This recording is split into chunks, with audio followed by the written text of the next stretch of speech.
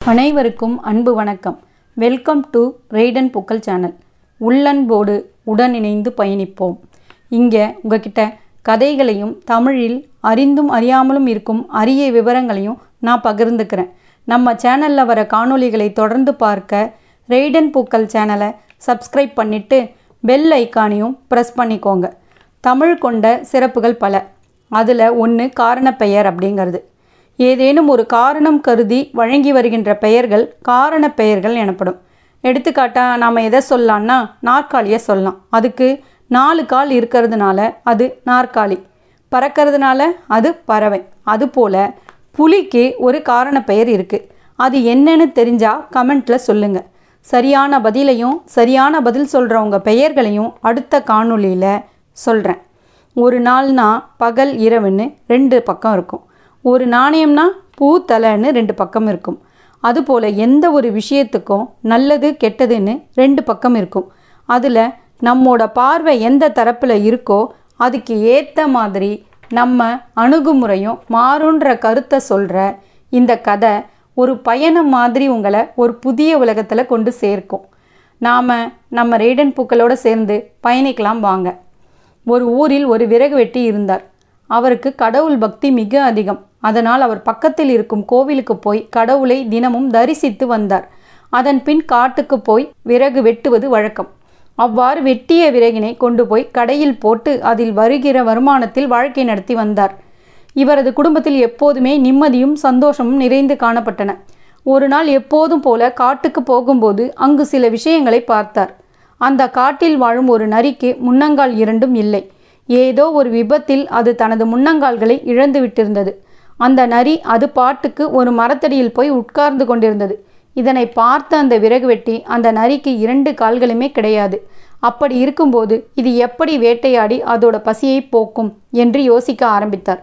இப்படி அவர் யோசித்து கொண்டிருக்கும் போதே அந்த பக்கமாக புலி ஒன்று வந்தது. அதனை பார்த்தவுடனே அவர் பயந்து ஓடிப்போய் ஒரு மரத்துக்கு பின்னாடி ஒளிந்து கொண்டு அங்கே என்ன நடக்கிறது என கவனிக்க ஆரம்பித்தார். அந்த புலியானது வேட்டையாடி ஒரு பெரிய மானை அடித்து இழுத்து கொண்டு வந்து ஒரு மரத்தடியில் வைத்து சாப்பிட ஆரம்பித்தது. தன் பசியாறும் வரை சாப்பிட்டு விட்டு மிச்சத்தை அந்த மரத்தடியிலேயே விட்டு சென்றது. புலி போனதுக்கு பிறகு அந்த காலில்லாத நரி மெதுவாக நகர்ந்து அந்த மரத்தை நோக்கி வந்தது. அங்கே மிச்சமிருந்த மாமிசத்தை வயிறார சாப்பிட்டு திருப்தியாக போனது. இந்த அனைத்து செயல்களையும் அந்த மரத்துக்கு பின்னாடி நின்று பார்த்து கொண்டிருந்தார் விறகு வெட்டி. 2 கால்களும் இல்லாத ஒரு வயசான நரிக்கு கடவுள் சாப்பாடு போடுகிறார். தினமும் கோவிலுக்கு போய் சாமி கும்பிட்டு வரும் நமக்கு சாப்பாடு போடாமல் விட்டு விடுவாரா? நமக்கு கடவுள் பக்தி அதிகம். எதுக்கு அனாவசியமாக வெயிலையும் மழையிலையும் கஷ்டப்படணும் என யோசித்தார். அதன் பிறகு அவன் விறகு வெட்ட போகவே இல்லை. அவன் விறகு வெட்ட வைத்திருந்த கோடாலியை தூக்கி போட்டுவிட்டு பேசாமல் ஒரு மூலையில் உட்கார்ந்து இருந்தான். ஆனால் அவன் கோயிலுக்கு மட்டும் தவறாமல் போயிட்டு வருவான். கடவுள் என்னை பார்த்து கொள்வார், கடவுள் என்னை காப்பாற்றுவார், அவர் நமக்கு வேண்டிய சாப்பாட்டையும் கொடுப்பார் என நினைத்து கொண்டு கண்ணை மூடிக்கொண்டு கோவில் மண்டபத்திலேயே ஒரு தூணில் சாய்ந்து உட்கார்ந்து இருந்தார். ஒவ்வொரு நாளும் இப்படியே போய்கொண்டிருந்தது. சாப்பாடு வந்தபாடில்லை. பசி தாங்க முடியாமல் வாடி போனார். உடம்பு இளைத்து எலும்பும் தோலுமாக ஆயிட்டார். ஒரு நாள் ராத்திரி நேரம், கோவிலில் யாரும் இல்லை. இவர் மெதுவாக கண்ணை திறந்து கடவுளை பார்த்தார். கடவுளே, என்னுடைய பக்தி மேல் உனக்கு நம்பிக்கை இல்லையா? நான் இப்படியே பட்டினி கிடந்து சாக வேண்டியது தானா?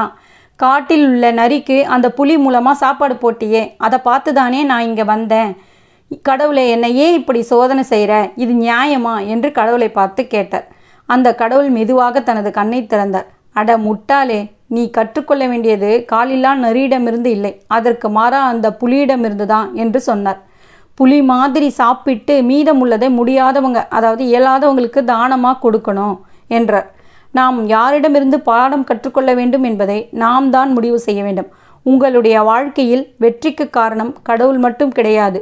உங்களுடைய உழைப்பும் விடாமுயற்சியும் தான் வாழ்வில் கிடைக்கும் வெற்றிக்கு காரணம் என்பதை புரிந்து செயல்பட வேண்டும். இந்த கதையாடல் உங்களுக்கு பிடிச்சிருந்தா லைக் பண்ணுங்க. இதில் நீங்கள் பெற்ற அனுபவம் பற்றி கமெண்ட் பண்ணுங்க. இது போன்ற கதையாடல்களுக்கு நம்ம ரெய்டன் பூக்கள் சேனலை சப்ஸ்கிரைப் பண்ணிட்டு பெல் ஐக்கானையும் ப்ரெஸ் பண்ணிக்கோங்க. செவிமடுத்த அனைவருக்கும் நன்றி.